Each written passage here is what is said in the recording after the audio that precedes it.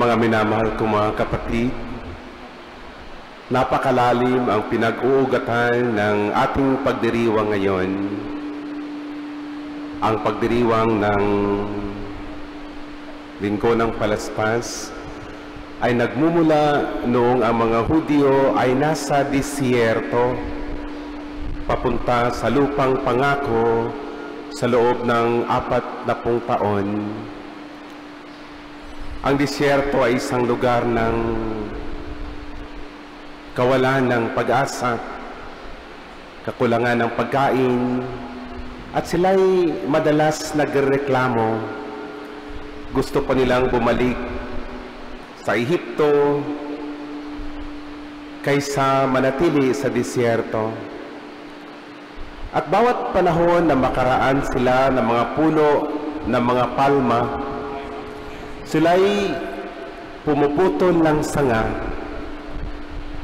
mga palaspas, para magbigay sa kanila ng pag-asa na ang sitwasyon ng kahirapan at kawalan ng pag-asa ay balang araw ay magtatapos din. Akin na pag-alaman ng mga Hudyo hanggang ngayon, taon-taon ay isinariwa itong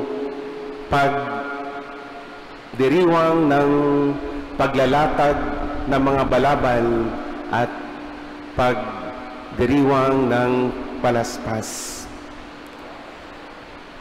Sa akin, napakamakulay ang pagdiriwang natin. No ako'y bata pa, labis kong inaasam-asam at labis ang aking pananabik sa pagdating ng Linggo ng Palaspas. Namamangha ako sa mga palaspas mula sa murang dahon ng mga niyog na ginawang iba't ibang hugis ng krus. Yung pari pa namin ay nakasakay sa kabayo na nagbibindisyon ng mga ito. Isang maringal na prosesyon ng 12 apostol, at naalaala ko yung mga batang nakaanghel na costume na may puting damit at pakpak. Napaka makabuluhan para sa akin ang pagdiriwang ng Linggo ng Palaspas. At ngayon sa unang pagkakataon, naranasan ko yung maglakad sa daan na kung saan nakalatag yung mga balabal, mga shawl. Kanina nag-alangan akong umapak doon. Sabi ko, grabing trabaho nito. Nakikita ko yung ating mga kapatid na pinawisan na. Sabi ko, mag-donate tala ako ng sabon para paglaban ito. Pwede siguro ang ating i-present sa Guinness Book of Records sa napakahabang paglalatag ng balabal ng mga shawl. Alam niyo po, nung panahon ng pandemic, ako'y nalungkot dahil namimiss ko yung masasayang tagpong ito. Subalit sa kabila ng lahat, tila ito rin ay naging blessing in disguise nung panahon ng COVID-19 pandemic. Sa kawalan ng karangyaan at palabas, tayo'y inaanyayahang tumuon at bumalik sa ano ba ang mahalaga. Muling tuklasin ang kahulugan ng krus at tahimik na itanong sa ating sarili. Sa paglipas ng panahon at ang mga pagsubok, ano ba ang nagbago sa akin? Kanina, binanggit ni Father Steve yung pagbabago ng mga tao. Ilang araw lamang ang nakalipas, marahil karamihan doon sa sumisigaw na Hosana ay sila rin ang sumigaw, ipako sa krus. Ang Linggo ng Palaspas, mga kapatid, ay paalaala hindi lamang na masayang pagdiriwang, kundi sa isang kontradiksyon. Ang parehong taong sumisigaw ng Hosana habang si Jesus ay papasok ng Jerusalem na tila isang hari, ay maaaring sila ring sumigaw makalipas ang ilang araw lamang, pakawalan si Barabas at ipako sa krus. Pero hindi lamang ang mga taong bayan ang nagbago. pati na rin ang mga pinakamalapit kay Jesus. Si Pedro, na nagsumpa ng katapatan, 3 beses niyang ikinaila ang ating Panginoon. Si Judas, na hinugasan ni Jesus ng mga paa, ay nagtaksil sa pamamagitan ng isang halik. Ang iba pang mga apostol, maliban na minamahal na alagad na si Juan, ay nakatulog sa Getsemani o nagsitakas sa oras ng pagsubok at kadiliman. Bakit gano'n na lamang kabilis ang pagbabago?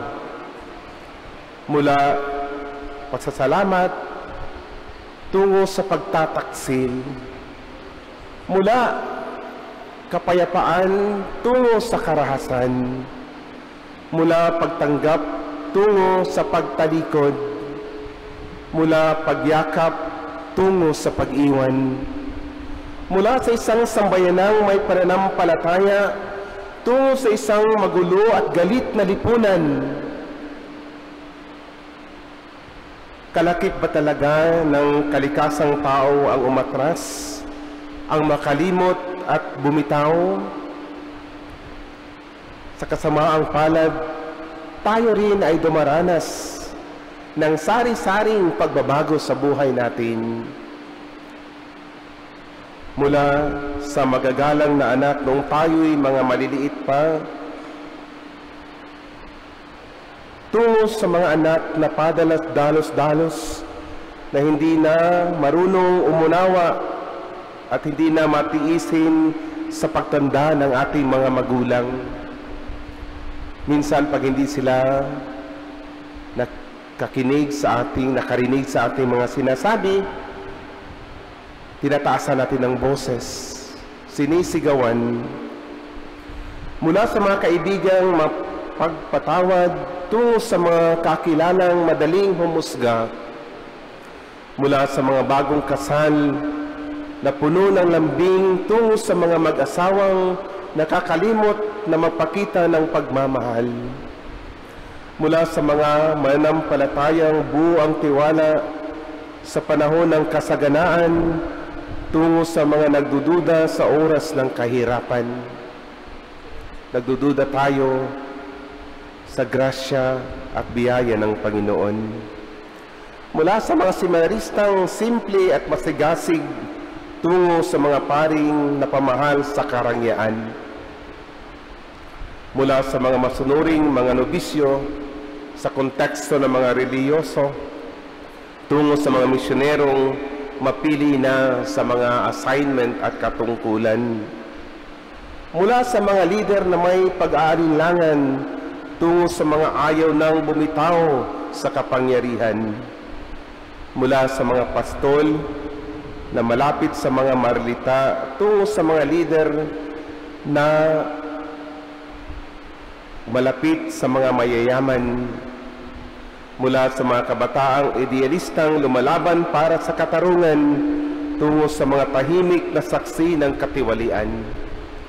Mula sa mga lingkod-bayang may pag-asa tungo sa mga politikong mapaglinlang. Mula sa mga tagahanap ng katotohanan tungo sa mga tagapagpakalat ng kasinungalingan. Bakit madali tayong magbago? Ngunit gayon pa man, sa kabila ng lahat ng ito, may marang tao ring nagbago para sa kabutihan.